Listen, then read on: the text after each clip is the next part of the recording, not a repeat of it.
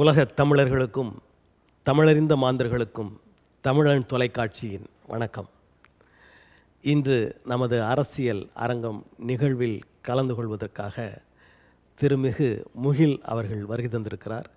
இவர் தீவிர தமிழ் தேசிய போராளி. அவரோடு நாம் பேசுவோம். வணக்கம். வணக்கம். தமிழ் தேசியம் அப்படின்னு சொல்லும்போதே திராவிட எதிர்ப்பு அப்படின்ற ஒரு நிலையும் இப்போ பேசப்படுகிறது. உங்கள் பார்வையில் திராவிடம் என்ன? உலகம் முழுவதும் பரவி இருக்கிற தமிழன் தொலைக்காட்சியினுடைய உயிரணுக்களே அனைவருக்கும் வணக்கம். சரியான நேரத்தில் சரியான பாதையை தேர்ந்தெடுப்பதற்கு தன்னையும் அழைத்து தமிழ் தேசிய அரசியல் தளத்தில் நடந்து கொண்டிருக்கிற மாற்றங்கள் என்ன என்பதை பற்றி பேசுவதற்கான வாய்ப்பை தந்த தமிழன் தொலைக்காட்சிக்கும் நெஞ்சார்ந்த நன்றிகள். திராவிடம் என்பது ஒரு மொழி கூறு அல்ல, ஒரு இனக்கூறு அல்ல, ஒரு இட அமர்வு அல்ல, கலாச்சாரத்தின் பண்பாடு அல்ல, இலக்கியத்தின் தென்பாடுகளும் இல்லை. அது ஒரு சொல்லாடல். பார்ப்பனியத்திற்கு நேர் எதிரான ஒரு சொல்லை ஒரு மூத்த தமிழ் தேசிய தளத்தில் தன்னை தளபதியாக 1861களில் நிலைநிறுத்திய அயோத்திதாச பண்டிதர் உருவாக்கிய சொல்லாடல் திராவிடம். பார்ப்பனர்களுக்கு நேர் எதிரான சொல்லாடல். ஆனால் பார்ப்பனர்கள் கூட திராவிடர்கள் அப்படின்னு சொல்லப்படுகிறார்களே, அது எப்படி? இல்லை, அது அரசியல் திரிபுகள். இப்போ தமிழ் தேசியம் பேசுகிற மணியரசன் ஐயா கூட அப்படி சொல்கிறாங்க. இல்லை, அவர் இன்னும் தமிழ் தேசியத்தை முழுமையாக உள்வாங்கவில்லை என்று தான் நான் கருதுகிறேன். தமிழ் தேசியம் என்பது என்ன, எங்கே வரையறுக்கப்பட்டிருக்கிறது, எந்த எல்லையை குறிக்கப்பட்டிருக்கிறது, கடாரம் என்றான் கங்கை கொண்டான் என்றெல்லாம் காலத்தின் பருவநிலைக்கு ஏற்றிருப்போல் இன்றைக்கு மாறியிருக்கிறது சொல்லாடல்கள். நாக்பூரும் தமிழர்களுடைய தேசம்தான், நாகாலாந்தும் தமிழர்களுடைய தேசம்தான். நாகர்கள் என்றாலே தமிழர்கள் என்று பொருள்படும். நாகர்கோயிலிருந்து நீங்கள் நாகர்கோயில், நாகப்பட்டினம் எல்லாம் எடுத்துக்கொண்டீர்களே, ஆனால் தமிழர்கள். எதை வரையறுப்பீர்கள் நீங்கள்? மொழிவழி தேசியமாக பிரிக்கப்பட்டதற்கு பிறகு இந்தியாவின் அரச கட்டமைப்புக்கு உள்ளடக்கிய வரைபடத்தின் அடிப்படையில் தமிழ் தேசியம் உருவாக்கப்பட்டிருக்கிறதா என்பதை நாம் ஆய்வு செய்ய வேண்டும். அப்படி ஆய்வு செய்து விட முடியாது. அப்படி உருவாக்கப்படவில்லை, உருவாக்கப்படக்கூடாது. இல்லை, இந்தியா முழுவதும் இருந்திருக்குல்ல. கோலார் தங்க வயலில் போராடுகிற தமிழர்கள் யார்? குடகுமலையில் போராடுகிற தமிழர்கள் யார்? அவர்களுக்கெல்லாம் நாம் செய்ய வேண்டிய கடமையும் பண்பும் என்ன என்பதை பறைசாற்றி பேசுகிற அளவிற்கு இன்றைக்கு தமிழ் தலைவர்கள் இல்லை பெருஞ்சித்திரனாருக்கு பிறகு என்பதுதான் வெட்கமான ஒரு விஷயமாக நான் பார்க்கிறேன். அஞ்சுவதில்லை என் மனம் பிறர்வால் கெஞ்சுவதில்லை என்று அகிலத்திற்கும் உரைத்த அற்புத பேராற்றல் மிகுந்த பெரும்புலவன் பெருஞ்சித்திரனார். அவன் உருவாக்கிய தமிழ் தேசிய துண்டு தளத்தில் நாம் பேசிக்கொண்டிருக்கிறோம். ஈழமண்ணில் போராடி கொண்டிருக்கிற தமிழர்களை எந்த அடையாளத்திற்குள் நாம் கொண்டு போய் அடைப்பது? மலையக தமிழர்களுக்காக நாம் செய்ய வேண்டிய கடமை என்ன? மலேசியாவில் இருக்கிற தமிழர்களுக்கு நாம் பங்காற்றிய வேண்டிய பணிகள் என்ன? தமிழ் தேசியத்தை ஒரு எல்லை கட்டுப்பாட்டுக்குள் கொண்டு வர முடியாது. எங்கெல்லாம் பரவி கிடக்கிறதோ தமிழர் தாயகம், அதெல்லாம் தமிழர் தேசியம்தான். ஆகையால் திராவிடம் என்பது நான் ஏற்கனவே கூறியதைப் போல ஒரு சொல்லாடல் மட்டுமே. அதை இனத்திற்குள் கொண்டு வந்து அடைத்து விட முடியாது. திராவிடம் நமக்கு எதிரிகள் அல்ல. திராவிடம் என்பது தமிழர்களும் பொருந்துவார்கள். இப்போ திராவிடம் தமிழ் தேசியத்தை வளர்த்தது அப்படின்னு சொல்கிற அந்த சொற்றொடரை நீங்கள் மறுக்கிறீர்களா? நிச்சயமாக மறுக்க முடியாது. பாரதிதாசன் சொல்லுகிறான், பெரியாரை பின்பற்றி தான் அவன் கவிநடையை பாடுகிறான். பாரதியை எந்த கோணத்தில் நாம் எடுத்துக்கொள்வது என்கிற ஒரு பிரச்சனை இருக்கிறது. முழுக்க முழுக்க இந்திய தேசியத்திற்காக தன்னை தாரை வார்த்து கொண்டவன் பாரதியார். ஆனால் தமிழ் தேசியத்திற்கு தன்னை வார்த்தவன் பாரதிதாசன். ஆனால் இருவரும் ஒரு வழிப்பாதையில் செல்லவில்லை. ஆனால் ஒருவருடைய அடிவருடியாக பாரதிதாசன் இருந்தார். அது பாரதி. பாரதியினுடைய பிள்ளையாக இருக்க விரும்புகிறேன் என்று பறைசாற்றினார். அப்போ நாம் எங்கே நிற்கிறோம்னு கொஞ்சம் யோசிக்கணும். தமிழர்கள் தான் திராவிடர்கள், திராவிடத்தில் இருக்கிறவர்கள் தான் தமிழர்கள். அப்படித்தான் இதை நாம் பொருத்தி பார்க்க முடியும். இப்போ திராவிடம் தமிழ்நாட்டை தவிர திராவிடம் என்று அறியப்படுகிற வேறு மாநிலங்களில் வலியுறுத்தப்படுவதில்லை, பேசப்படுவதில்லை அப்படின்ற போது அதை எப்படி நீங்கள் பார்க்குறீங்க? அயோத்திதாச பண்டிதர்கள் ஆயிரம் பேர் தோன்றவில்லை என்பதற்கு எடுத்துக்காட்டு. பெரியார் போன்ற நற்பணிகள் செய்யக்கூடிய நல்ல தொண்டு உள்ளங்கள் வெவ்வேறு மாநிலங்களில் உருவாக்கவில்லை என்பது வெட்கக்கேடு. தமிழ்நாட்டில் அது இன்றைக்கும் நாம் திராவிடம் என்கிற சொல்லாடலை பயன்படுத்திக்கிறோம் என்றால் நாம் அறிவாற்றல் தன்மையோடு நாம் வாழ்ந்து கொண்டிருக்கிறோம் என்பதற்கு சான்று. அதற்காக பிரமணிக்காரர்கள் அறிவாற்றல் இல்லையா என்கிற கேள்வி இருக்கிறது. அவர்களுக்கும் இருக்கிறது. ஆனால் மரியாதை என்கிற கோட்பாட்டுக்குள் அவர்கள் வருகிற போது சிதைந்து போகிறார்கள். இப்போ நீங்கள் அயோத்தியதாச பண்டிதர் அவர்கள் திராவிடம் என்பதை கொண்டு வந்தார், அந்த சொல்லாடலை பயன்படுத்தினார். அதற்கு முன்பு கால்டுவெல் என்பவர் அதை பயன்படுத்தி இருக்கிறார் என்ற ஒரு வரலாற்று குறிப்பு இருக்கிறது. இல்லை, அயோத்திதாசருடைய கூற்றுதான் கால்டுவெல்னுடைய கூற்றாக அமைந்திருக்கிறது. நீங்கள் வரலாறை முழுவதுமாக உன்னிப்பாக கவனிக்க வேண்டும். திராவிடம் என்கிற ஒரு சொல்லாடலை உருவாக்கியதே அயோத்திதாச பண்டிதர் தான். இன்னொன்று சொல்கிறேன், இன்றைக்கு கால்டுவெல்லுக்கு முற்பட்டவரா அயோத்தியதாச பண்டிதர்? நிச்சயமாக கால்டுவெல்லுக்கு முற்பட்டவர்.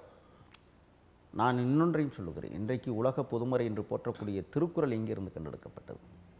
அயோத்திதாசருடைய இல்லத்திலிருந்து தான் கண்டெடுக்கப்பட்டது. அங்கிருந்து தான் கால்டுவெல் திருக்குறளை உலகம் முழுவதும் கொண்டு போய் சேர்க்க வேண்டும் என்று விரும்பினார்.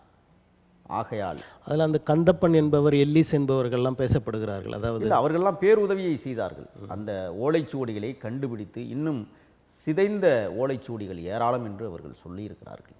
1330 குறளை தந்திருக்கிற வள்ளுவர் பெருந்தகை இன்னும் பல நூறு திருக்குறள்களை எழுதியிருக்க வாய்ப்பு இருக்கிறது என்று தான் அவர்கள் சொன்னார்கள். ஆகையால் நமக்கு கிடைத்தது 1330 குறள் தான்.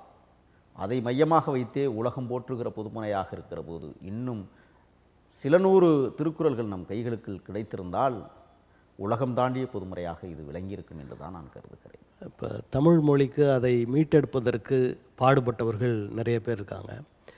ஆனால் ஒருவரை மட்டும் தாத்தா, தமிழ் தாத்தா என்று ஓவியசா அவர்களை மற்றும் பேசுவதின் உள்ளடக்கம் என்ன நினைக்கிறீங்க? அதற்கு முற்பட்டவர்களும் இருந்திருக்காங்க, நிறைய சுவடிகளை எல்லாம் மொழிபெயர்த்திருக்காங்க, கொண்டு வந்திருக்கிறாங்க.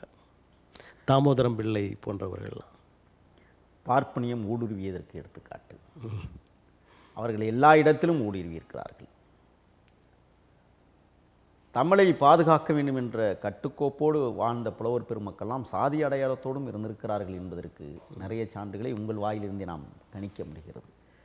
பொதுவாக தமிழர்களுக்கு மதமோ ஜாதியோ கிடையாது என்பதை தொடக்க காலம் இவர்கள் இயற்கையை வழிபட்டவர்கள். அதனால தான் தேசிய தலைவன் சொல்லுகிறார், நேச்சர் இஸ் மை ஃப்ரெண்ட்ஸ் என்று ஆங்கிலத்திலே அழகான ஒரு வார்த்தையை பதிவிடுகிறார் உலகத் தமிழர்களுக்கு.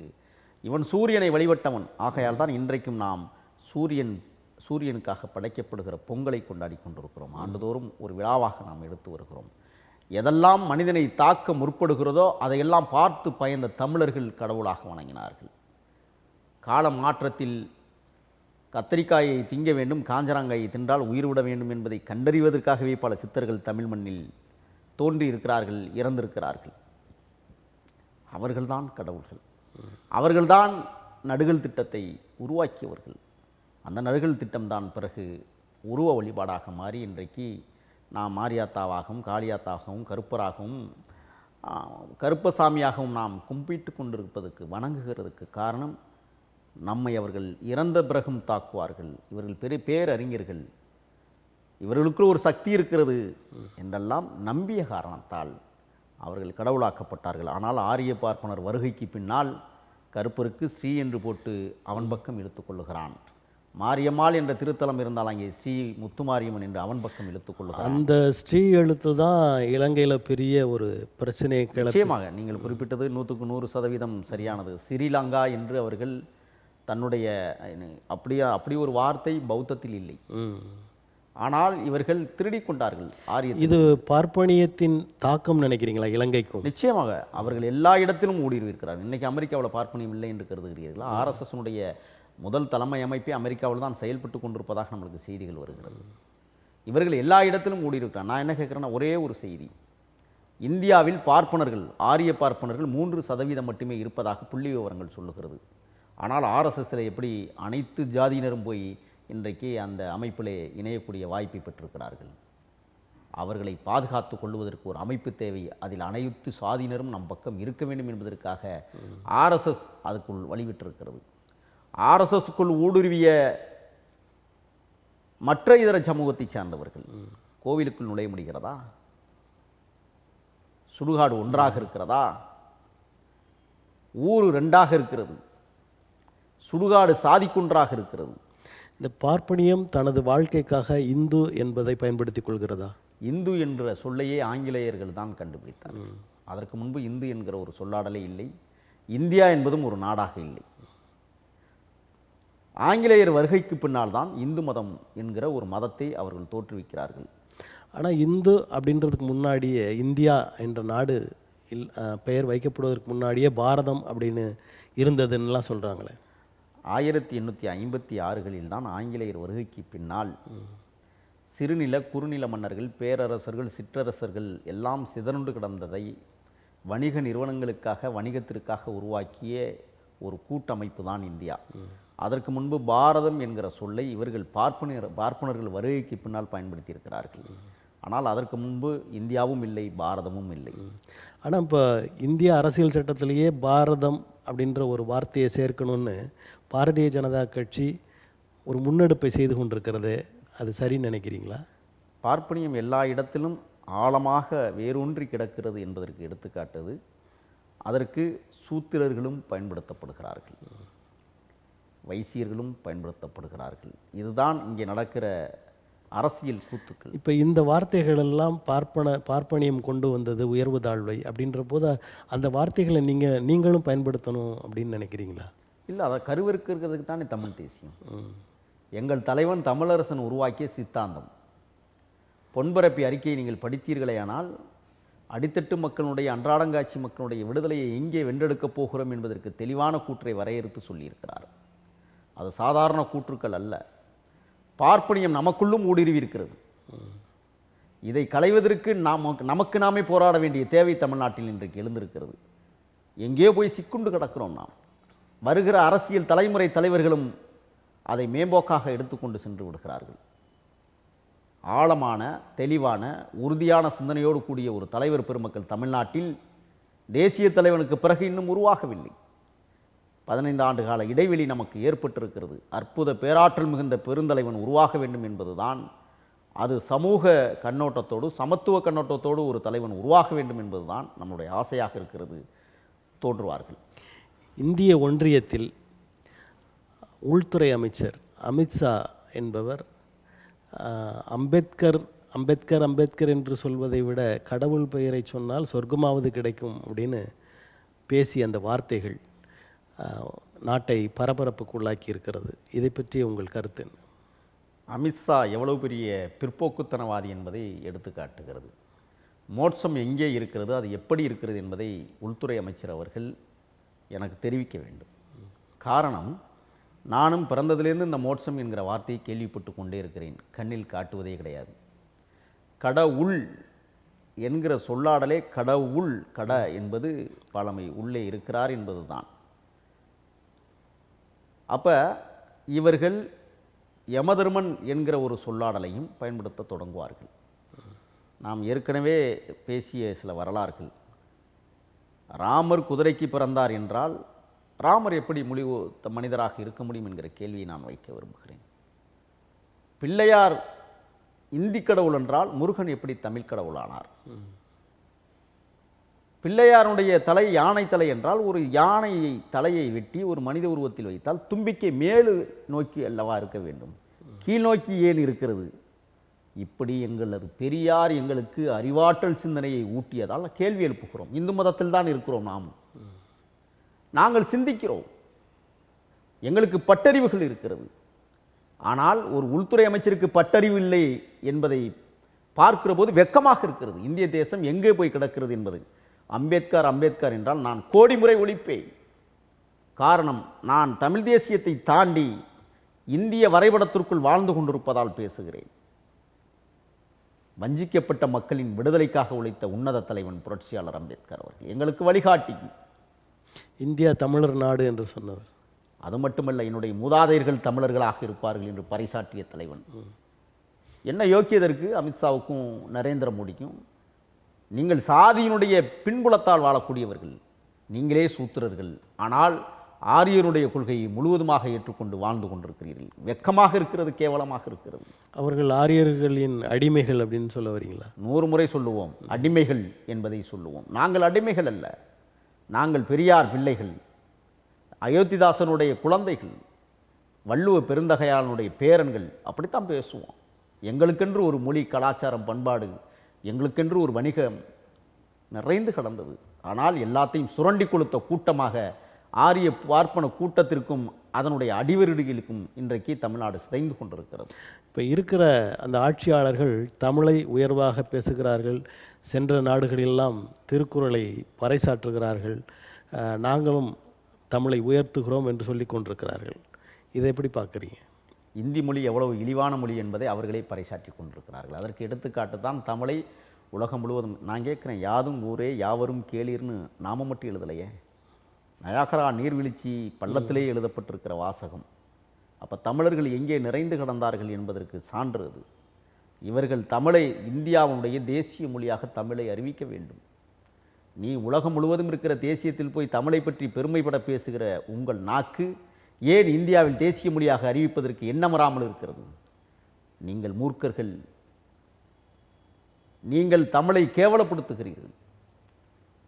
சொல்லாடலை சொல்லி திருக்குறள் என்கிற போர்வையில் அதை படிப்பதே வெட்கக்கேடாக இருக்கிறது. ஆகையால், ஆனால் தமிழ் என்றைக்கும் தரந்தாழ்ந்து நிற்பதில்லை. இது மூத்த குடி, ஆகையால் அப்படித்தான் இருக்கும். இப்போ உங்களை போன்ற தமிழ் தேசியவாதிகள் நாட்டுக்கு விரோதிகள், தேச விரோதிகள் அப்படின்னு சொல்லப்படுகிறார்கள். 1000 முறை தேச விரோதிகளாக எங்களை சொல்லட்டும், நாங்கள் தேசத்திற்கு விரோதிகள் தான். இந்திய தேசத்திற்கு, எங்களுடைய தாயக பூமியாம் தமிழர் தாயகத்திற்கு நாங்கள் போராளிகள். இந்த மண்ணை மீட்டெடுக்க களத்தில் அஞ்சாமல் இன்றைக்கும் போராடி கொண்டிருப்பவர்கள். அடக்குமுறை சட்டங்களை கண்டு அஞ்சப்போவதில்லை ஒரு நாளும். ஆகையால் இந்தியா என்கிற ஒரு பொய்யான தேசத்தில் வாழ்ந்து கொண்டிருக்கிறோம், கேவலத்தோடு வாழ்ந்து கொண்டிருக்கிறோம். இது ஒரு பிரிவினை நோக்கா தெரியலையா? அது தமிழர்கள், இந்தியா ஒன்றுபட்ட ஒரு நாடு, ஒருங்கிணைந்த நாடு, பல மாநில மக்களையெல்லாம் சேர்த்த நாடு. அதில் நீங்கள் இப்படி ஒரு பிரிவினை பேச்சு பேசுகிறீங்களா? இது சரின்னு நினைக்கிறீங்க? இது பிரிவினைவாதம் அல்ல, எங்களது உரிமை. எது பிரிவினைவாதம்? ரஷ்யா சிதறுண்டு போனதை இந்தியாவிற்கு நினைவுபடுத்த கடமைப்பட்டிருக்கிறேன். தாயக மண்ணு, தமிழீழ தாயகத்தை நீங்கள் வேரோடும் மண்ணோடும் அழித்து விட்டீர்கள் என்று கங்கணம் கட்டி கொண்டிருக்கிறேன். நான் சொல்லுகிறேன், பொங்கி எழும் புலிகள் தேசம் புதிய படையாய் தமிழீழம் நிற்கும். இந்தியா என்பது ஒரு கூட்டமைப்பு. இது கட்டி அணைக்கப்பட்டிருக்கிறது, உருவாக்கப்பட்டது, இயற்கையாக உருவாகவில்லை. அதை முதலில் மனதில் வைத்துக் கொள்ள வேண்டும். எனக்கென்று ஒரு தேசத்தை உருவாக்குவதற்கு எனக்கு உரிமை இருக்கிறது. அந்தந்த தேசிய இனங்கள் அவரவருக்கான விடுதலையை வென்றாக வேண்டும் என்பதுதான் நம்மளுடைய ஆசை. இப்பொழுது நடந்து கொண்டிருப்பது இந்திய வல்லாதிக்க அரசு அல்ல, இந்து தேசத்தினுடைய பார்ப்பனிய வல்லாதிக்க அரசாக மருவி கிடக்கிறது. அதை உடைப்பது தான் எங்களுடைய வேலை. இப்போ நாடாளுமன்றத்தில் எல்லா கட்சிகளும் பேசுகிற அளவிற்கு ஒரு உரிமையை கொடுப்பதில்லை, தடுக்கிறார்கள், அல்லது வேறொரு நிகழ்வை உட்புகுத்தி அந்த கவனத்தை சிதறடிக்கிறார்கள். இப்போ அதானி பிரச்சனை பேசிகிட்டு இருக்கும்போதே அடுத்த ஒரு எதையாவது ஒன்று கொண்டு வந்துடுறாங்க. இப்படி ஒரு செயல்பாடு இந்த நாட்டுக்கு நல்லதுன்னு நினைக்கிறீங்களா? இல்லை அதானியோட அந்த செயல்பாடுகள்லாம் நாட்டுக்கு நல்லவையா? அவர்களே இந்த தேசத்தை சுக்கு நூறாக்க வேண்டும் என்பதற்கு வேலையை தொடங்கியிருக்கிறார்கள். ஆகையால் தான் ஒரே நாடு, ஒரே மொழி, ஒரே கலாச்சாரம் என்கிற பொய்யான விடயங்களை புகுத்தி கொண்டிருக்கிறார்கள். அதை உடைப்பதால் அவர்களுக்கு என்ன லாபம்? இல்லை, நான் ஒன்றை மட்டும் சொல்லுகிறேன். இந்தியாவை நீங்கள் கட்டி போட்டாலும் உடையாமல் இருக்காது, உடையும். அது காலத்தின் தேவை கருதி உடையும். ரொம்ப தொலைவில்லை, இன்னும் பாரதிய ஜனதா கட்சி இன்னும் ஒரு 10 ஆண்டுகள் ஆண்டால் இந்த மண்கள் சிதறும். எழுதி வைத்துக் கொள்ளுங்கள். இவர்களுடைய கோட்பாடுகள் அடித்தட்டு மக்களிடம் ஒரு நாளும் வெளிப்படாது. இந்தியா என்பது கட்டி தொங்க விட்டிருக்கிற குழந்தைகள் விளையாடுகிற பொம்மைகள், எந்த நேரத்திலும் அவிழ்ந்து கீழே விழுகலாம். விழுகிற காலம் வெகு விரைவில் வந்திருக்கிறது. அதற்கு சான்றுதான் நீங்கள் குறிப்பிட்டதைப் போல ஒரு பண்ணை முதலாளிக்கு இந்தியாவினுடைய சொத்தை பகிர்ந்து கொடுப்பது, அவர்களுக்கான சலுகைகள், வங்கியில் கடன் வாங்கியிருந்தாலும் உடனடி தள்ளுபடி என்று பகிர்ந்து கொடுக்கல, அப்படியே தூக்கி கொடுத்துட்டாங்களே. அதில் பல பண்ணை முதலாளிகள் இருக்கிறார்கள். நான் நீங்கள் அம்பானி அதானி மட்டுமல்ல, இன்றைக்கும் இந்த கிங்ஃபிஷர் முதலாளியை கண்டுபிடிக்க முடியாமல் தடுமாறுகிறது இந்திய அரசு. 16,000 லட்சம் கோடிகளை அவன் இப்போ என்ன சொல்கிறாரு அவர், நான் கொடுக்க வேண்டிய தொகையை விட அதிகமாக அரசு என்னிடமிருந்து எடுத்து கொண்டு விட்டது, கொடுத்துட்டேன், இப்போ உரிமை மீறல் பிரச்சனையை நான் கொண்டு வருவேன்னு சொல்கிற அளவிற்கு இந்த தேசம் இழிவாக கிடக்கிறது. நாமும் அதற்குள் கேவலப்பட்டு கிடக்கிறோம் என்பதுதான் உண்மை. தமிழர் தாயகத்தினுடைய நிலங்களை சூறையாடுகிற கொடுமைகள் தொடங்கி இருக்கிறது. மத்திய வல்லாதிக்க அரசு நிறுத்தி கொள்ளுவது நல்லது. அடக்குமுறையிலிருந்து தான் புரட்சி வெடிக்கும். ஒன்றியத்தை ஆட்சி செய்கிற பாரதிய ஜனதா கட்சி, நாங்கள் ஊழலை செய்ததில்லை, நாங்கள் உண்மையானவர்கள், நேர்மையானவர்கள் அப்படின்னு தொடர்ந்து சொல்லி கொண்டிருக்கிறார்கள். ஆனால் இங்கே இருக்கிற மாநிலங்களுக்கே அதானி லஞ்சம் கையூட்டு கொடுத்திருக்கிறார் அப்படின்னு அமெரிக்கா சொல்கிறது. இதை உங்கள் போக்கில் சொல்லுங்கள். உங்கள் வாயிலிருந்தே வருகிறது பதில். அமெரிக்கா சொல்லுகிறது என்றால் உங்கள் லட்சணம் அமெரிக்காவில் தலைவிரித்து ஆடுகிறது. உன்னுடைய இளிச்சவாய்த்தனம் அமெரிக்கா பார்த்து சிரிக்கிறது. உலக நாடுகள் கொக்கரித்து சிரிக்கிறது. இந்தியா என்பது ஒரு தேசம் அல்ல, இழிவான நாட்டில் நாமும் வாழ்ந்து கொண்டிருக்கிறோம். மீண்டும் மீண்டும் நான் தான் சொல்கிறேன், இவர்கள் இந்தியாவையே கொள்ளையடித்த கூட்டம் பாரதிய ஜனதா. இங்கே லஞ்ச லாவணியம்னால் இந்தியாவையே கொள்ளையடித்து வைத்திருக்கிறார்கள். அதற்கெல்லாம் பரிகாரம் உண்டு. இப்போ அண்மையிலே நடைபெற்ற நாடாளுமன்ற தேர்தலில் இவர்கள் செய்த தில்லுமுள்ளுகள் எல்லாம் அதிகார வர்க்கம். பார்ப்பனர்கள் அனைத்து துறைகளிலும் எப்படி போய் கோலோச்ச முடிகிறது? நான் கேட்குறேன், 3% இடஒதுக்கீடு, 69% இடஒதுக்கீட்டை பற்றி பேசுகிறோம். மீத 31% யாராவது பேசுகிறீர்களா? ஏன் பேச தயங்குறீங்க? அதிலெல்லாம் பார்ப்பனர் இருக்காங்களா? 31%, 31 கூட்டல் 3%, மொத்தம் 44% அனுபவிப்பதே பார்ப்பனர்கள் தான். இதை பேச மறுக்கிறது இன்றைக்கு இங்கே இப்படிலாம் இருக்கும்போது எதற்கு 10 விழுக்காடு? இன்னும் உள்ஒதுக்கீடு கேட்குறான். பத்தலை. மேல அதிகார மட்டத்தில் அத்தனை பேரும் பார்ப்பனர்கள் இருக்காங்க. இன்னொரு 10% கேட்டால் இன்னும் கூடுதலாக போய் உட்காரலாம்ல. அப்போ 34 மொத்தம் 44%, 3% மக்கள் தொகை கொண்ட பார்ப்பனர்களுக்கு உரிமையை கொடுக்கிற வேலையை இங்கே இருக்கிற சூத்திரர்கள் செய்து கொண்டிருக்கிறார்கள். 3% பிராமணர்களுக்கு குண்டி கழுவி கொண்டிருக்கிறார்கள். அப்படித்தான் சொல்ல முடியுதா? இதுவரை யாரும் பேசலையே. 31% எங்க யார் பயன்படுத்துகிறார்கள்? எவர் பயன்படுத்துகிறார்? அது பொதுவானவர்கள் பயன்படுத்துகிறார். எங்க பொதுவானவர் யார்? எல்லாத்தையும் ஜாதியாக பிரிச்சிட்டீங்க. ஒவ்வொரு ஜாதிக்கும் உள்ஒதுக்கீடும் கொடுத்துட்டீங்க, இடஒதுக்கீடும் கொடுத்துருக்கிறீங்க. 31 பகிர்ந்து கொள்கிறவர்கள் யார்? பட்டியலிட முடியுமா? வெள்ளை அறிக்கை கொடுக்க முடியுமா மத்திய அரசு? தொடர்ந்து நான் இதை சொல்லிக்கிட்டே இருக்கேன். 34% அனுபவித்தது பார்ப்பனர்கள் தான், அனுபவித்துக் கொண்டிருப்பவர்கள் பார்ப்பனர்கள் தான்.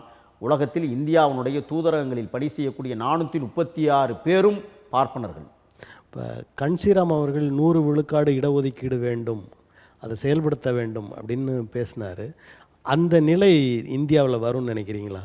எப்படி கன்ஷிராமையே ஏற்றுக்கொள்ளாதவர்கள் கன்ஷிராமனுடைய கருத்தை எப்படி ஏற்றுக்கொள்வார்கள்? சொல்லுங்கள் பார்க்கலாம். அவர் ஒரு சமூக நீரோட்ட பாதையில் யோசிக்கிறார். 100%ஐயும் பிரித்து கொடுங்கிறதான் சரியானது. யார் பிரிப்பார்? பார்ப்பனர்கள் எப்படி பிரிக்க விடுவாங்க? ஆரியர்கள் பிரிக்க விட்டுருவாங்களா? அதை பிரித்தா அவனுக்கு தான் சிக்கல். அதனால தான் பிரிக்க மாட்டான். தமிழ்நாட்டில் தமிழ் தேசியம் அப்படின்னு சொன்னால் பெரும்பாலானவர்கள் குறிப்பிடுவது நாம் தமிழர் கட்சியை, அதில் முக்கியமாக சீமானை. இது உங்களுக்கு ஒவ்வாத கருத்து போல் உங்களது சிரிப்பு எனக்கு தெரிவிக்கிறது. சொல்லுங்கள், உங்கள் கருத்தை சொல்லுங்கள். தமிழ் தேசியம் சீமானுக்கு என்ன தொடர்பு? யார் அவர்? அவர் அந்த வார்த்தையை பேசிகிட்டே இருக்காரு அடிக்கடி. என்னிடம் ஒரு முறை சொன்னார், இளவலை 2 துண்டை ரோட்டில் விரிப்போம், ஒன்று திராவிட துண்டு, இன்னொன்று தமிழ் தேசிய துண்டு. எந்த துண்டில் அதிகமாக பிச்சை விழுகுதோ அந்த துண்டை எடுத்து தோளில் போட்டுட்டு போயிட்டே இருக்கிறோம்னாரு. இப்போ தமிழ் தேசிய துண்டில் அதிகமான பிச்சை விழுந்து கொண்டிருக்கிறது. அந்த பிச்சை இடுகிறவர்கள் யார்? அந்த பிச்சை காசை போடுகிறவர்கள் அதிகமானவர்கள் யார் நினைக்கிறீங்க? ஈழத்தமிழர்கள் செய்து கொண்டிருந்தார்கள். இப்பொழுது அவர்களும் தெரிந்தே இப்போ நிறுத்தி விட்டார்கள். இப்போ இவர் திராவிடத்துக்கு மாறிடுவாரா? திராவிட துண்டு எடுத்துருவாரா? அதில் காசே விழுகலையே. இதில் எதுவும் 1-2 விழுகுது இல்லை. அதில் காசே சுத்தர விழுகலை இல்லை. இப்போ அதுலேருந்து காசு விழுந்துச்சுன்னா ஏன் இவர் என்ன பெரியார் படம் போடாத பணியின் போட்டவரா? நான் கேட்குறேன். பெரியாரை தூக்கி பிடித்து நான் காணொலியை காட்டவா? எத்தனையோ காணொலி பெரியாரை பற்றி பேசியிருக்கிறார். ஏன் அந்த கடவுள் என்று சொல்லக்கூடிய கண்ணன் என்கிற அந்த கண்ணபிராணியை இழிவாக பேசியவர் பிறகு வாழ்த்தி பேசுகிறார். இவர் என்னன்னா எல்லா கடவுளும் எப்படி பேசியிருக்காரு. நான் ஒட்டுமொத்தமாக கடவுள்னு சொல்லக்கூடிய வார்த்தையே அவர் வசைப்பாடி இருக்கிறார். தமிழ் தேசியத்திற்கும் சீமானுக்கும் எந்த தொடர்பும் இல்லை. தமிழீழ தாயகத்தில் அடிபட்ட போராளிகளுக்கு மருந்து கொடுத்த வல்லுநரா சீமான்? மருத்துவரா?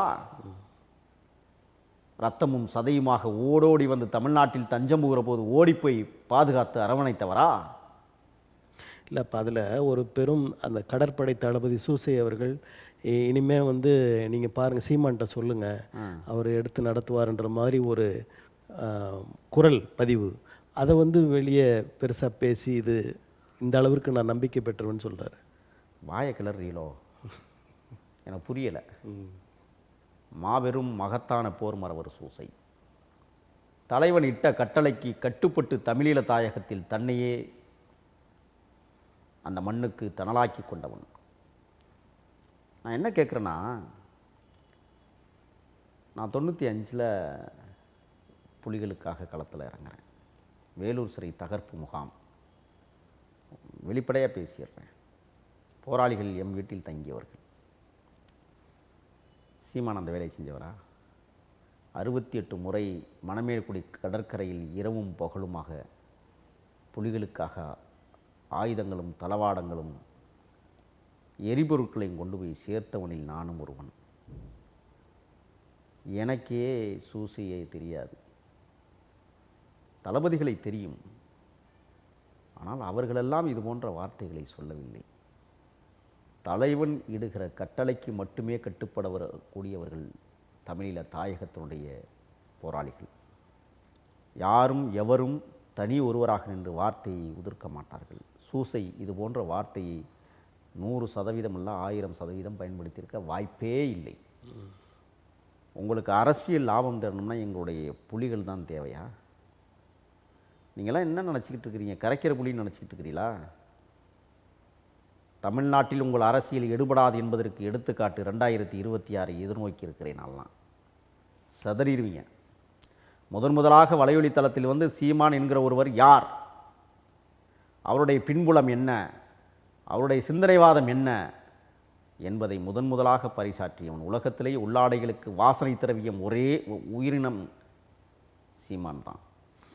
நீங்கள் அந்த கட்சியில் இருந்திருக்கீங்க, அந்த கட்சியோட கொள்கைகள்லாம் ஒத்து போய் தான் இங்கே பணியாற்றிருக்கீங்க. அப்படி இருக்கும்போது நீங்கள் ஏன் வெளியில் வந்தீங்க? கட்சியினுடைய கொள்கைகளை இன்றைக்கும் ஒத்துக்கொள்கிறேன். அது எனக்கு வழிகாட்டியாக இருந்த அண்ணன் சுபா முத்துக்குமார் உருவாக்கிய பேரியக்கம். கொள்கை கோட்பாடுகளை உருவாக்குகிற போது நானும் கூடவே இருந்து அந்த கருத்தியலில் பங்கெடுத்து கொண்டவன். தலைமைதான் சரியில்லை என்பதை நான் இன்றளவும் சொல்லுகிறேன். தலைமையை மாற்றுங்கள். அதை யார் மாற்றுவது? தலைமையை மாற்றுவதற்கான ஆட்களே அங்கே இல்லையே. அதுதான் இப்போ பிரச்சனை. ஏன்னா தலைமையே இல்லாத ஒரு தலைமை நாம் தமிழரில். இப்போ தலைமைக்கு அடுத்தபடியாக, அதாவது அடுத்தடுத்த படிநிலைகளில் தலைவர்கள் யாரும் அப்படி அவரால் காட்டப்படவில்லை. ஆகையால் தான் சுபா முத்துக்குமாரை படுகொலை செய்தார்கள். ஏன் செய்தார்கள்? இவன் இருந்தால் சிக்கல். ஏன் சுபா முத்துக்குமாரனுடைய படத்தை அவர்கள் அங்கீகரிக்க மறுக்கிறார்கள்? இதுதான் பிரச்சனை. நான் என்ன கேட்குறேன்னா, புலிகளுடைய படத்தை போட்டு இந்த தமிழ்நாட்டில் வாவேசு ஐயருக்கே நீங்கள் சூரட்டி ஒட்டுகிற காலக்கொடுமை. அந்த இயக்கத்திற்கும் வாவேசு ஐயருக்கும் ஏதாவது தொடர்புண்டா? இல்லை பாரதியாருக்கும் இந்த இயக்கத்திற்கும் ஏதாவது தொடர்புண்டா? அவர்கள் சூரட்டி அடிப்பது என்பதை நான் கேவலமாக சித்தரிக்கவில்லை. ஆனால் இந்த இயக்கத்தை உருவாக்கிய தலகர்த்தர் தளபதியாக இருந்த முன்னணித்த ஒரு தலைமை பண்பாக இருந்த அண்ணன் முத்துக்குமாரனுடைய புகைப்படத்தை போட்டு எங்காவது நீங்கள் வீரவணக்க அஞ்சலி செலுத்திய சூரட்டிகள் அடித்து ஒட்டியதுண்டா? ஏன் உங்கள் அலுவலகத்தில் நீங்கள் பல்வேறு ஆளுமைகளுடைய புகைப்படங்களை வைத்திருக்கிறீர்கள்? உங்களது இயக்கத்தை தோற்றுவித்த பெருமகன் சுபா முத்துக்குமாருடைய புகைப்படத்தை நீங்கள் வைத்திருக்கிறீர்களா? என்ன நிலைப்பாடு? எல்லாம் ஆணவத்தின் உச்ச வெளிப்பாடு. தமிழர் தாயகம் பார்த்து கொண்டே இருக்காது, உங்களையும் தவிடுபொடியாக்கும் காலம் வெகு விரைவில் வந்து கொண்டிருக்கிறது.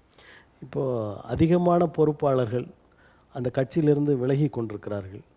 அதற்கு காரணம் விஜயினுடைய வருகை அப்படின்னு சொல்லப்படுகிறது. இல்லை, பிரபாகரன் தம்பிகள் இப்பொழுதுதான் தெளிவுறுகிறார்களா? தெளிவு அடைகிறார்கள். இப்பொழுதுதான் தன் வாழ்வியலை உணர்கிறார்கள். ஆகையால் அந்த இயக்கத்தை விட்டு வெளியேறுகிறார்கள்.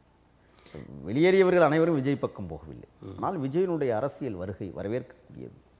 நான் புரட்சியாளர் அம்பேத்கரையும் பெரியாரையும் கொள்கை தலைவனாக ஏற்று களத்திற்கு வருகிறேன் என்று சொன்ன வார்த்தை நெஞ்சை நிமிரச் செய்கிறது. அவருக்கு வாழ்த்துக்களை நாங்கள் தெரிவித்துக் கொள்கிறோம். இப்போ அவர் கூட இப்போ அம்பேத்கர் அவர்களை இந்த மாதிரி பேசின அமித்ஷாவை நேரடியாக அவர் கண்டிக்க முடியல, அவரால் கண்டிக்கலை. அம்பேத்கரை சொன்னவரன் அப்படின்னு சொல்கிறாரே தவிர மறைமுகமாக. ஆனால் பாரதிய ஜனதா கட்சியினரை நேரடியாக கண்டிக்க தவறுகிறாரு. அதற்கான காரணம் எதுவும் இருக்கிறதா? இல்லை ஈடி அதெல்லாம் பாஞ்சிரும்னு நினைக்கிறாரா? குழந்தை பிறந்திருக்கிறது, இன்னும் தவளவே ஆரம்பிக்கவில்லை. நடக்க ஆரம்பித்த பிறகுதான் மழலை மொழியை பேசும். விசை மழலை மொழியை பேசி கொண்டிருக்கிறார். வளர்ந்த பிறகு நல்ல தமிழை அவர் பேசுவார். காத்திருங்கள். இப்போ இந்திய ஒன்றியத்தில் தொடர்ந்து புலிகள் இயக்கம் வந்து தடை செய்யப்பட்டிருக்கிறது. இந்த முறை பார்த்திங்கன்னா இந்த ஓராண்டுக்குள்ளே பார்த்திங்கன்னா இந்த வலையொலிகள் வலைதளங்கள்லாம் அவருடைய, அதாவது பிரபாகரன் என்ற பெயர் வந்தாலே, விடுதலை புலிகள் என்ற பெயர் வந்தாலே அவைகள்லாம் தூக்கி அடிக்கப்படுகின்றன, அவைகள்லாம் முடக்கப்படுகின்றன. ஆனால் இப்படி இருக்கிற சூழலில் சீமான் மட்டும் எப்படி தேசிய தலைவரை பேசி கொண்டிருக்கிறார், அது படங்களை பயன்படுத்தி கொண்டிருக்கிறார். இப்போ அந்த ஒன்றிய அரசுக்கும் அவருக்கும் எதுவும் ரகசிய உடன்பாடுகள் இருக்கிறதா? ரகசியம் என்றாலே அதுக்குள்ளே ஏதோ மறைந்திருக்கிறது என்பது பொருள். அண்ணன் சீமான் அவர்கள் எந்த நேரத்திலும் எந்த வேளையிலும் ஆரிய பார்ப்பனர்களை ஆதரிக்கக்கூடிய தன்மை உடையவர் தான். காரணம், அவர் திராவிட துண்டையும் தமிழ் துண்டையும் பார்த்து விட்டு கடந்து வந்தவர். அடுத்து ஆரிய துண்டை பார்க்குறார். அடுத்து ஆரிய துண்டையும் அவர் பார்ப்பார். ஆகையால் ஆரிய துண்டில் அதிகமான பணம் விழுந்தால் திராவிட துண்டும் தேவையில்லை, தமிழ் தேசிய துண்டும் தேவையில்லை, ஆரிய பார்ப்பனர் துண்டு நல்ல துண்டாக இருந்து தோளில் தூக்கி செல்வார் என்பதில் மாற்றமில்லை. அண்ணன் அதை நோக்கி தான் இப்பொழுது பயணித்து கொண்டிருக்கிறார். தமிழீழ தாயகத்தினுடைய போராளிகளை கொச்சைப்படுத்துகிற விதமாக, அவருடைய தியாகத்தை கேவலப்படுத்துகிற விதமாக இந்திய வல்லாதிக்க அரசு தொடர்ந்து செயல்பட்டு கொண்டிருக்கிறது. நீங்கள் குறிப்பிட்டதைப் போல 2 ஆண்டுகளுக்கு ஒரு முறை எதையோ காரணம் காட்டி தொடர்ந்து தடை செய்கிறது. அந்த இயக்கத்தை மட்டும் தடை செய்யவில்லை, நான் சார்ந்திருக்கிற தமிழ் தேசிய மீட்சி படையையும் அவர்கள் தொடர்ந்து வஞ்சித்து கொண்டிருக்கிறது மத்திய அரசு. தமிழ்நாடு விடுதலை படையும் அவர்கள் தடை செய்து கொண்டிருக்கிறார்கள். ஆக அவர்களுக்குள் ஒரு பெரிய பயம் இருக்கிறது. மீண்டும் கிளந்திருந்தால் இவர்களை ஒரு நாளும் அடக்க முடியாது.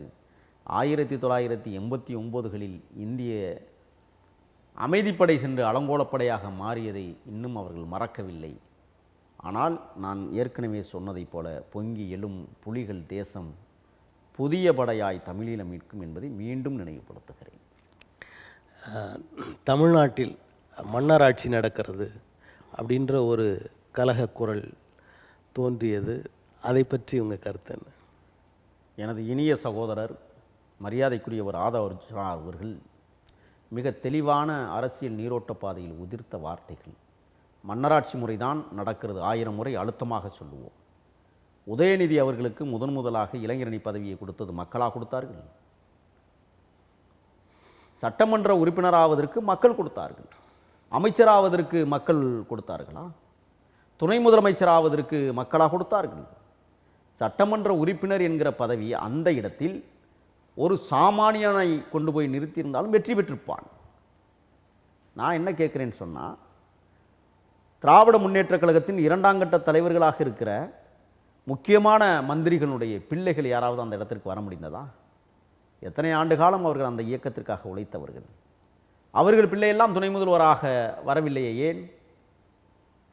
அதாவது முதல்வர் பிள்ளை, துணை முதல்வர், மற்ற அமைச்சர்கள் பிள்ளைகள் எம்பி எம்எல்ஏ எல்லாம் ஆயிருக்காங்களே. ஏன் அவர்களுக்கு துணை முதல்வர் பதவி கொடுத்தா என்ன திராவிடம் விழுந்து போகுமா? நான் என்ன கேட்குறேன்னு சொன்னால், கட்சி கொடுத்தது, கட்சி அங்கீகரித்தது, அதற்கு பிறகு துணை முதலமைச்சர் என்பதை கட்சி தான் கொடுத்திருக்கிறது, மக்கள் கொடுக்கவில்லை. மக்கள் யாரும் வந்து உதயநிதி வரணும் துணை முதலமைச்சரான்னு சொல்ல. முதலமைச்சரை தேர்வு செய்தது மக்கள், துணை முதலமைச்சரை தேர்வு செய்தது யார்? இப்படி ஒரு கேள்வி இருக்குல்ல. ஆக இது மன்னராட்சி முறைதான், அழுத்தமாக சொல்லுவோம். எங்களது மூத்தவர் ஆதவ் அர்ஜுனா பேசிய கருத்துக்கள் தமிழ்நாட்டில் மிக பொக்கிஷமாக கருதப்படுகிறது. ஆதவ் அர்ஜுனாவுடைய வார்த்தைகள் சாதாரணமானதல்ல. அவர் நீண்ட நெடிய பயணத்தை தொடங்குவதற்காக உதிர்க்கப்பட்ட வார்த்தை. இன்றைக்கு விடுதலை சிறுத்தைகள் கட்சியிலிருந்து அவர் விலகி இருக்கிறார் என்றால் அவ்வளவு மன அழுத்தங்களை விடுதலை சிறுத்தைகள் கட்சியில் இடம்பெற்றிருக்கிற இரண்டாம் கட்ட பொறுப்பாளர்கள் கொடுத்த ஆணவ திமிர் பேச்சு தான் இன்றைக்கு அவர் அந்த இயக்கத்தை விட்டே வெளியேற நேர்ந்தது. மரியாதைக்குரிய தலைவர் அண்ணன் திருமா அவர்களுக்கு அது நன்கு புரியும் என்றே நான் கருதுகிறேன். இப்போ உங்களுடைய பேச்சை பார்த்தா ஆதவ அர்ஜுனா ஒரு தனி கட்சியை தொடங்கிடணும், அவர் வரலாம் அப்படின்ற மாதிரி இருக்குது. ஏன் தமிழ்நாட்டில் ஏன் அவர் தொடங்கக்கூடாதா? அந்த தகுதி இல்லையா? திறமை இல்லாத மனிதரா? பேச தெரியாதவன்லாம் இந்த நாட்டில் கட்சி ஆரம்பிக்கிற போது ஆதவ அர்ஜுனா ஏன் ஆரம்பிக்கக்கூடாதுன்னு நீங்கள் கருதுறீங்க? ஆரம்பித்தால் மகிழ்ச்சிக்குரியதான், வரவேற்கக்கூடியதுதான். அவர்தான் சொல்லுகிறார், வேங்க வயலில் மலம் கலந்த நீரை குடித்த மனிதர்கள் பக்கம் நிற்பேன். நான் இன்னைக்கு ஒரு உண்மையை சொல்கிறேன். அந்த வழக்கை நடத்துவதே ஆதவ அர்ஜுனா அவர்கள். தெரியுமா உங்களுக்கு? எவன் நடத்தியிருக்கிறான் தமிழ்நாட்டில் வழக்கறிஞரை பிடிச்சி? அங்கே இருக்கிற காவல்துறை நண்பர் ஒருத்தரை, தாழ்த்தப்படுத்தப்பட்ட நண்பரை குற்றவாளியாக கருதுவதற்கு இந்த ஆளும் அதிகார வர்க்கம் சிபிசிஐடி என்கிற வெக்கங்கட்ட, மானங்கட்ட, துப்புக்கட்ட அந்த பிரிவு புதுக்கோட்டையில் இன்றைக்கும் சித்து விளையாடி கொண்டு அந்த நபரை கூட்டி வந்து டிஎன்ஏ பரிசோதனை செய்தார்கள். ஆனால் ஆதவ அர்ஜுனா அவர்கள் தலையீட்டிற்கு பிறகுதான் இன்றைக்கு அந்த கிராமத்திற்கே டிஎன்ஏ டெஸ்ட் எடுக்க வேண்டும் என்று சொல்லுகிறார்கள். நான் சொல்கிறேன், வேங்க வயலில் நீர் கலந்த தண்ணீரை திறந்தவர்கள் யார்? ஏன் திறக்க விட்டார்கள்? அவர்கள்தான் முதல் குற்றவாளிகள். அவர்களை கைது செய்யுங்கள் என்று நாம் தொடர்ந்து பேசுகிறோம். அந்த வழக்கை இன்றைக்கு முன்னெடுத்து சென்று அந்த மக்களுக்காக களத்தில் நின்று போராடுகிற உன்னத ஒரு தமிழராக ஆதவ அர்ஜுனா அவர்கள் இன்றைக்கு வளர்ந்து வந்து கொண்டிருக்கிறார். எழுதி வைத்துக் கொள்ளுங்கள். அது மட்டுமல்ல, நாங்குநேரி தம்பியை வெட்டியவர்களுக்கு பாடம் கற்பிப்பதற்கு அந்த தம்பியை அழைத்து வந்து விஜய் வெளியிட்ட புத்தக விழாவில் கௌரவப்படுத்திய பெருமை ஆதவ அர்ஜுனாவுக்கு உண்டு. இன்றைக்கும் தமிழ்நாட்டு வீதிகளில் இவர்கள் சமூக நீதி பேசுகிற தருதலைகள், தாழ்த்தப்படுத்தப்பட்ட வகுப்பை சார்ந்தவர்கள் தலைவர்களாக இருந்தாலும் கூட அந்த அலுவலகத்துக்கு நுழைந்து இருக்கையில் அமர்ந்து கொண்டு மக்கள் குறைகளை கேட்க முடியாத அவலச்சூழல் இந்த மண்ணில் நிகழ்ந்தேறி இருக்கிறது. அவர்களையும் வரவழைத்து அவர்களை உற்சாகப்படுத்தி இந்த மண்ணில் நீங்கள் போராட வேண்டும் என்கிற கௌரவத்தை கொடுத்தவர் ஆதவ அர்ஜுனா அவர்கள். இப்போ திராவிட முன்னேற்ற கழகத்திற்கும் ஆதவ அர்ஜுனா அவர்களுக்கும் ஒரு தனிப்பட்ட முரண், அதாவது ஒரு சிக்கல் இருக்கிறது. அது என்னவென்று சொன்னால், லாட்டரி டிக்கெட்டுக்கு விற்பதற்கு அனுமதி கேட்டார், அது தரப்படவில்லை. ஆகவே திராவிட முன்னேற்ற கழகத்தை நோக்கி கணைகளை வீசுகிறார் அப்படின்ற ஒரு செய்தி. திராவிட முன்னேற்ற கழகம் செய்கிற அத்தனையும் பாராட்டி செல்ல வேண்டுமானால் எதை பாராட்டுவது? இப்போ நான் திராவிட முன்னேற்ற கழகத்தை அவர்களுடைய சித்தாந்தங்களை எதிர்க்கவில்லை, கொள்கைகளை எதிர்க்கவில்லை. ஆனால் அவருடைய செயற்பாடுகள் மோசமாக இருக்கிறது என்பதை நாங்கள் எதிர்க்கிறோம். ஆதவ அர்ஜுனா அந்த அடிப்படையில் தான் எதிர்க்கிறார். லாட்டரி வியாபாரம் இங்கே தமிழ்நாட்டில் வந்து பண்ணி தான் அவர் வந்து பிழைக்கணும்னு இல்லை. அவர் சிறு வயதில் தாய் தந்தையை இழந்த அந்த அந்த அழுத்தம், விவசாயத்திற்காக தற்கொலை செய்து கொண்ட தன் தாய் பிஞ்சு மனதில் ஆழமாய் பதிந்தது. சேவினுடைய 4வது வயதில் ஆஸ்மா நோய் தாக்கப்பட்டதற்கு பிறகு அர்ஜென்டினாவில் போய் அத்தை வீட்டில் வளர்கிற போதுதான் அடிமைத்தன முறைகளை அவன் கற்றறிந்தான். அதை போல இன்றைக்கு ஆதவ அர்ஜுனா அவர்கள் தன் தந்தைகளை, பெற்றோர்களை இழந்ததற்கு பிறகு இந்த சமூகத்தில் ஒரு பெரிய மாற்றத்தை உருவாக்க வேண்டும் என்பதற்காக அரசியல் தளத்திற்கு வந்தவர். அவர் வந்து லாட்டரி விற்று தான். நான் என்ன கேட்குறேன், சாராயம் விற்பவர்கள் யார் தமிழ்நாட்டில்? அதை பற்றி ஏன் யாரும் பேச மறுக்கிறீர்கள்? அப்போ சாராயம் விற்கலாம், லாட்டரி சீட்டு விற்கக்கூடாதுன்னு என்ன கணக்கு இருக்குது? நான் கேட்குறேன், ரெண்டும் தடை செய்யப்பட வேண்டும். அதை யாருமே பேசலையே. இவர் லாட்டரியை கொண்டாந்து தமிழ்நாட்டுக்குள்ள விற்கணுங்கிறது அவசியம் இல்லை. இன்னொன்று, இவர் லாட்டரி எந்த இடத்துல விற்றதும் இல்லை. ஆதாரம் இருக்கா? உன்னால் சான்று சொல்ல முடியுமா? அவங்க மாமனார் லாட்டரி அதிபர், அவர் இருக்கலாங்க, இவர் இருந்தாரா? எங்கள் அப்பா அண்ணா திமுகங்கிறதுக்கா நான் திமுக அண்ணா திமுகவில் நான் இருக்க முடியாது. எங்கள் அம்மா திமுகனா நான் திமுகவில் இருக்க முடியாது. எனக்குன்னு ஒரு சிந்தனை இருக்கிறது. ஆதவ அர்ஜுனா இவர்கள் பேசக்கூடியவர்கள், தற்குறிகளாக இருக்கிறார்கள். அவருடைய வாழ்வியலை, அவருடைய வாழ்வாதாரத்தை முதல்ல பகிர்ந்துக்குங்க. அவர் வீட்டில் பொண்ணு எடுத்தார் அப்படிங்கிறதுக்காக இவர் போய் லாட்டரி விற்க வேண்டிய அவசியம் இல்லை. இன்றைக்கி அவருடைய நிறுவனங்கள் எத்தனையோ செயலாற்றி கொண்டிருக்கிறது. அகில இந்திய கூடைப்பந்தினுடைய சம்மேளன தலைவர், மிகச்சிறந்த கூடைப்பந்து விளையாட்டு வீரர் இந்திய அளவில். அவர் போய் லாட்டரி விற்று பிழைக்க வேண்டிய அவசியம் இல்லை. இதெல்லாம் ஒருவர் மீது காழ்ப்புணர்ச்சியோடு பேசக்கூடிய வார்த்தைகள். அவர்களெல்லாம் அவர்களுடைய வரலாறை பின்பக்கம் திரும்பி பார்க்க வேண்டும். ஆதவ அர்ச்சுனா அவர்கள் தமிழ்நாட்டை சீர்திருத்தப்பட வேண்டும், ஒரு மாற்று அரசியல் புரட்சி தமிழ்நாட்டில் உருவாக்க வேண்டும் என்பதற்காக ஒரு விளையாட்டு வீரன். நான் சொல்கிறேன், கூடைப்பந்து சம்மேளனத்தில் இவர் தலைவராக வந்ததற்கு பிறகு தான் அங்கே சாதிய வன்மம் இல்லை. அது தெரியுமா உங்களுக்கு? கிரிக்கெட்டில் இன்றைக்கி சாதிய வன்மம் இருக்குது, கூடைப்பந்தில் இருக்கான்னு போய் கண்டுபிடிங்க பார்ப்போம். அவர் என்ன லாட்ரி விற்கிறதுக்காக தான் அங்கே சமூக நீதியை பற்றி கூடைப்பந்து சம்மேளனத்தில் பேசினாரா? சொல்லுங்கள் பார்ப்போம். இப்போ எழுச்சி தமிழர் அவர்களுக்கு நெருக்கடியை கொடுப்பதற்காக இந்த மாதிரி ஆதவ அர்ஜுனா பேசினாரா, இல்லை உதவுவதற்காக பேசினார்னு நினைக்கிறீங்களா? அந்த இயக்கம் மேன்மேலும் வளர வேண்டும். சேரிகள் தோறும் சிறுத்தைகள் அல்ல, வீதிகள் தோறும் விடுதலை சிறுத்தைகள் என்கிற தாரக மந்திரத்தை உருவாக்க வேண்டும் என்று ஆதவ அர்ச்சுனா அவர்கள் களத்தில் நின்று போராடினார்கள். எழுச்சி தமிழர் அவர்களுடைய மனசுமையை குறைப்பதற்காக களமாடினார். அவருடைய வேலை திட்டங்களை பகிர்ந்து கொண்டு வேலை செய்தார். ஆனால் திராவிட முன்னேற்றக் கழகத்தின் சூழ்ச்சி, இரண்டாம் கட்ட பொறுப்பாளர்களை விலைபேசி வாங்கி கொண்டு ஆதவ அர்ச்சுனா மீது அவதூறுகளை அள்ளி வீச வைத்தார்கள். அது நடந்தது. அவருடைய கனவுகள் பலித்தது. இது திமுக செய்த வேலையா, இல்லை விடுதலை சிறுத்தைகளில் இருக்கிற இரண்டாம் கட்ட தலைவர்கள் திராவிட முன்னேற்றக் கழகமும் இரண்டாம் கட்ட தலைவர்கள்லாம் நான் சொல்ல மாட்டேன். தலைவர்களுக்கான தகுதிகள் அங்கே இருக்கிற எவனுக்கும் இல்லை. இரண்டாம் கட்ட பொறுப்பாளர்கள் தான். திராவிட முன்னேற்றக் கழகத்தில் நாம் இருந்தால் எம்எல்ஏ சீட்டு கிடைக்கும், ஜெயிச்சு எம்எல்ஏவாக போயிடலாம் அப்படிங்கிற ஒரு பெருத்த கனவு.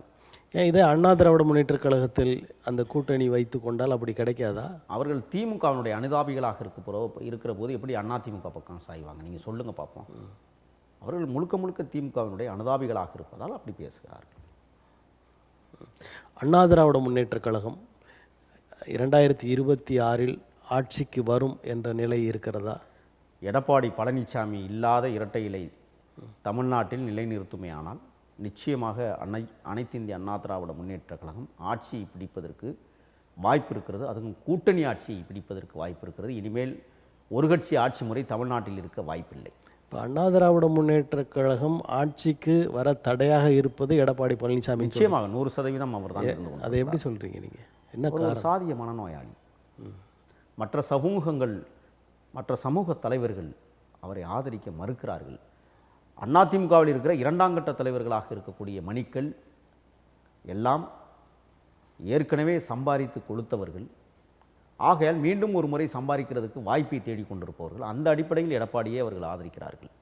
ஆனால் கடைசி மட்ட தொண்டன் எடப்பாடியை ஆதரிக்கிறானா என்றால் முழுவதுமாக இல்லை. எல்லாம் விலைபேசி வாங்க வைத்த பொதுக்குழுவும் செயற்குழுவும் இன்றைக்கு நடைமுறையில் இருக்கிறது. அடிமட்ட தொண்டனை இன்னும் விலைபேசவில்லை. ஆனால் அவர்கள் கருதுவது எம்ஜிஆரை போன்று அல்லது அம்மையார் ஜெயலலிதாவை போன்று ஒரு ஆளுமை தலைமை அதிமுகவிற்கு வேண்டும் என்று தான் அவர்கள் ஆசைப்படுகிறார்கள். எடப்பாடி மீண்டும் தமிழ்நாட்டில் ஆட்சிக்கு வந்தால் தூத்துக்குடி சம்பவம், பல சம்பவங்கள் நடந்தாலும் கூட நான் பத்திரிகையில் பார்த்து தான் தெரிந்து கொண்டேன் என்று சொல்லுகிற அளவிற்கு அவர் செயல்படுவார் என்பதில் மாற்றமில்லை. இப்போ 2026 ஒருவேளை அண்ணா திராவிட முன்னேற்றக் கழகம் தோற்றுவிடுமே ஆனால் எடப்பாடி பழனிசாமி அவர்களின் நிலை எவ்வாறு இருக்கும், எப்படி இருக்கும்னு நினைக்கிறீங்க? பணம் இருந்தால் அவர் பக்கம் நிற்பார்கள், பணம் இல்லை என்றால் எல்லோரும் விலகிக் கொள்வார்கள். தமிழக வெற்றிக் கழகம் ஒரு தன்னிகர் இல்லா இயக்கமாக தமிழ்நாட்டில் உருவெடுக்கும். 2026 களத்தை பாருங்கள். தமிழக வெற்றிக் கழகம் நிச்சயமாக ஒரு பெரிய அதிர்வலைகளை தமிழ்நாட்டில் உருவாக்கும்.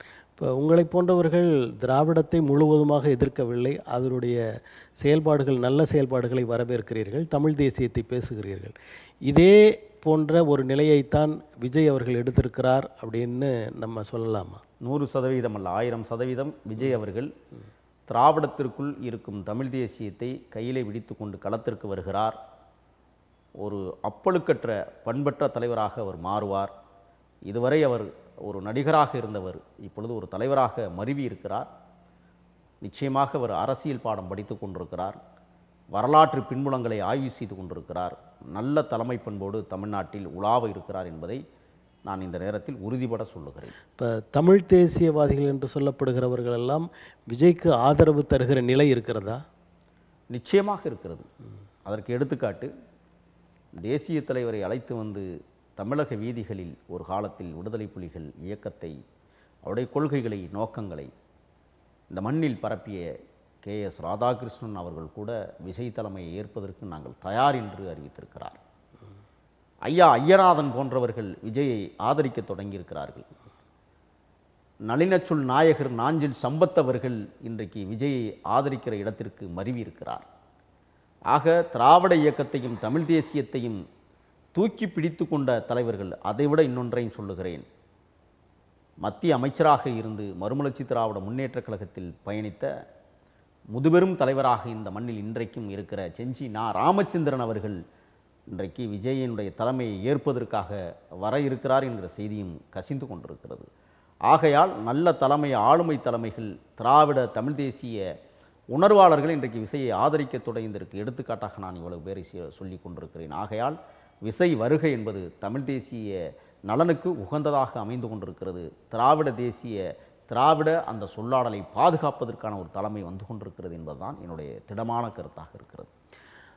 தமிழக வெற்றிக் கழகம் பாரதிய ஜனதாவின் பின்புலத்தால் நடைபெற்று கொண்டிருக்கிறது.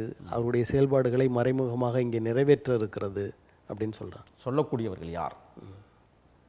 அவர்கள்தான் பார்ப்பனி அடிவருடிகளாக இருப்பார்கள். தன் உழைப்பால் சொந்தமாக சம்பாதித்து பல நூறு கோடிகளை வைத்து கொண்டு அரசியல் தளத்திற்கு வருகிற விஜய் எதிர்காலத்தில் நல்லதொரு தமிழ்நாட்டை உருவாக்க வேண்டும் என்பதற்காக அடியெடுத்து வைக்கிறார். லட்சக்கணக்கான தொண்டர்கள், இளைஞர்கள், இளைஞிகள் இன்றைக்கு களத்திற்கு வந்து கொண்டிருக்கிறார்கள். ஆரோக்கியமான அரசியலை முன்னெடுத்து செல்வதற்கான அடித்தளத்தை விசை தமிழ்நாட்டில் உருவாக்கியிருக்கிறார். விஜய் அவர்கள் சாதிய அரசியலை வரவேற்கிறார், சாதிய அரசியலை நடத்த வேண்டும் என்று நினைக்கிறார். ஆகவே தான் மாநாட்டில் சாதிய தலைவர்களை எல்லாம் வைத்தார் அப்படின்ற மாதிரி பேசுகிறார். அது ஒரு அரசியல் அணுகுமுறை, பண்பட்ட அரசியல் அணுகுமுறை. அஞ்சலையம்மாளை கொண்டு வந்ததற்காக வன்னியர்களை வாக்குகளை பெற இருக்கிறோம் என்பது அர்த்தமல்ல. அஞ்சலையம்மாள் என்று சொல்லக்கூடியவர்கள் எத்தனை பேர் தமிழ்நாட்டில் இருந்தார்கள்? பேச வைத்தவர் விஜய் அவர்கள். வேலு நாச்சியாரை கொண்டு வந்தார்கள். எத்தனை பேருக்கு வேலு நாச்சியாரை தெரியும்? பேச வைத்திருக்கிறார். காமராசரை பேச வைத்திருக்கிறார். அது ஒரு பண்பட்ட தமிழ் தேசிய குடிகளுடைய இன பேரினவாத அரசாக உருவெடுப்பதற்கு அந்தந்த சமூகத்தில் போராடிய தலைவர்கள் இருந்தாலும் கூட அஞ்சலையம்மாள் எந்த இடத்திலும் வன்னியர்களுக்காக போராடவில்லை. வேலு நாச்சியார் எந்த இடத்திலும் தேவர்களுக்காக போராடவில்லை. கர்ம வீரர் காமராசர் எந்த இடத்திலும் நாடார்களுக்காக போராடவில்லை. இந்த தேசிய நலனை அக்கறை கொண்டு போராடிய பெருமக்களினுடைய படங்களை போடுவது பார்க்கிற பார்வையாளர்கள் சாதிய கண்ணோட்டத்தோடு பார்த்தால் அது அவர்களுடைய பிறப்பில் ஏதோ பிழை இருக்கிறது என்று தான் நான் கருதுகிறேன். இப்போ அந்த கட்சியில் ஒரு வலிமையான தலைவராக விஜய்க்கு அடுத்தபடியாக இருப்பது அந்த ஆனந்த் என்பவர். அவர் பாரதிய ஜனதா கட்சியோடு ரொம்ப தொடர்பில் இருப்பவர். கட்சி பதிவு செய்யப்படும் போது கூட ஒரு பாரதிய ஜனதா கட்சியை சேர்ந்த வழக்கறிஞரோடு இவர் சேர்ந்து பதிவு பண்ணாங்க, இப்படியெல்லாம் சொல்லப்படுகிறது. அப்போ அவர்கள் ஆட்சிக்கு வருகிற நேரத்தில் பாரதிய ஜனதா கட்சியின் கொள்கைகள் தான் அங்கே முன்னிற்கும், அவைகள் தான் நடத்தப்படும் அப்படின்லாம் சொல்கிறாங்க. ஆதாரமில்லாத குற்றச்சாட்டுகள். முஸ்லி ஆனந்த் அவர்கள், அவருக்கு தெரிந்த, இப்போ எனக்கு தெரிஞ்சு கச்சிராஜாவை எனக்கு நண்பராக தெரியும். அதற்காக நான் பாஜக அவனுடைய கொள்கையை ஏந்தி செல்கிறவன் அல்ல. என் தொகுதியில் அவரும் களமாடி இருக்கிறார். நான் சிவகங்கை தொகுதியை சார்ந்தவன். கச்சிராஜாவை எனக்கு நல்லாவே தெரியும், கைகுலுக்கி பேசிக்கும். அப்படிலாம் இல்லை. ஒரு வழக்கறிஞர் உதவி இருக்கிறார் என்றால் அவர் அரசியல் கட்சியை சார்ந்தவராக. இப்போ நான் என்ன கேட்குறேன்னா, எந்த ஒரு வழக்கறிஞரும் அரசியல் சார்பற்ற வழக்கறிஞராக யார் இருக்கிறார்கள்? தேடி கண்டுபிடிக்க வேண்டிய இடத்தில் நின்று கொண்டிருக்கிறோம். அப்போ திராவிட முன்னேற்ற கழக வழக்கறிஞர் ஒருவர் உதவி இருந்தால் உடனே திராவிட முன்னேற்ற கழகத்தை ஆதரிக்கிறார் என்பது எப்படி பொருந்தும்? அப்படி இல்லை. அவர் ஒரு வழக்கறிஞர், அந்த பார்வையில் தான் பார்க்கணும். அப்படியே அவர் பதிவு பண்ணியிருந்தால் அதில் ஒன்றும் தப்பு இல்லை. புஷி ஆனந்தனுடைய நண்பராக இருக்கலாம், ஆகையால் பதிவு பண்ணியிருக்கலாம், அல்லது வழிகாட்டி இருக்கலாம். வழிகாட்டியவர்கள் எல்லாம் கொண்டு போய் அரசியல் சாயம் பூசுவது கேலி கூத்தாக இருக்கிறது. அப்படி ஒன்றும் நடந்ததாக எங்களுக்கு தெரியவில்லை. தமிழ்நாட்டின் அரசியலில் அனுபவம் என்பது மிகவும் முக்கியமானது. விஜய் அவர்களுக்கு அனுபவம் கிடையாது. இன்னும் 10-15 ஆண்டுகள் அரசியல் களத்தில் நின்றிருக்க வேண்டும், நிற்க வேண்டும். அதற்கு பிறகு அவர் இப்படியான ஒரு செயல்பாடு இறங்கினால் அது சரியாக இருக்கும் என்று சொல்கிறவர்களும் இருக்கிறார்கள். எம்ஜிஆர் நீண்ட கால அரசியல் முறையை கொண்டவரா? ஆமாம், அவர் திராவிட முன்னேற்ற கழகத்தில் இருந்திருக்காரு. பெருந்தகை பேரறிஞர் அண்ணாவிடம் அவர் பயின்றார் என்றெல்லாம் உண்மைதான். ஆனால் கட்சி தொடங்கிய 4 ஆண்டுகளில் அவர் ஆட்சியை பிடிக்க முடிந்தது எந்த இடத்தில்? ஒரு ஃபேவரட் பேஷ், ஒரு பெரிய நடிகர் ஆளுமை, அதே இடத்தில் தான் விஜயும் இருக்கிறார். ஒரு மிகப்பெரிய நடிகர் ஆளுமையாக எம்ஜிஆருக்கு சமமாக நீங்கள் விஜயை ஏன் பார்க்குறதுல என்ன தப்பு? ஏன்னா அவருக்கு அரசியலில் அவருடைய செயற்பாடு அவரை ஒரு நல்ல தலைவராக தமிழ்நாட்டில் நிலைநிறுத்தியது. அவர் ஆட்சிக்கு வந்ததற்கு பிறகுதான் ஒரு நல்ல தலைவரை தமிழ்நாடு கண்டது. ஏன் விஜயை நல்ல ஒரு ஆட்சியை கொடுத்து பாருங்கள், நல்ல தலைமுறையை, நல்ல நாட்டை உருவாக்குவதற்கு பிறகுதான் பேச முடியும் அது. ஆகையால் அரசியல் கட்சி தொடங்குகிற இந்த காலகட்டத்தில் எம்ஜிஆர் விஜயும் ஒரு சமமான தலைவர்கள் தான் என்று நான் பார்க்கிறேன். விஜய் அவர்கள் தனியாக 2026 தேர்தலை அவர் அந்த இடத்துல களம் கண்டார். ஆனால் அவர் வெற்றி பெறுவதற்கான, ஆட்சி அமைப்பதற்கான வாய்ப்புகள் இருக்குன்னு நினைக்கிறீங்களா? தனியாக நின்று எவரும் தமிழ்நாட்டில் ஆட்சியை பிடிக்கவே முடியாது. இனிமேல் இல்லை, இதுவரை இருந்ததில்லை. ஹிஸ்ட்ரி ஷோஸ் தி வே. எந்த கட்சியும் கூட்டணி இல்லாமல் வெற்றி பெறவில்லை தமிழ்நாட்டில். விஜயும் வெற்றி பெற முடியாது. ஆகையால் தான் அவர் முதல் மாநில மாநாட்டிலேயே சொன்னார், கூட்டணி ஆட்சி என்கிற அந்த தத்துவத்தை உதிர்த்திருக்கிறார்.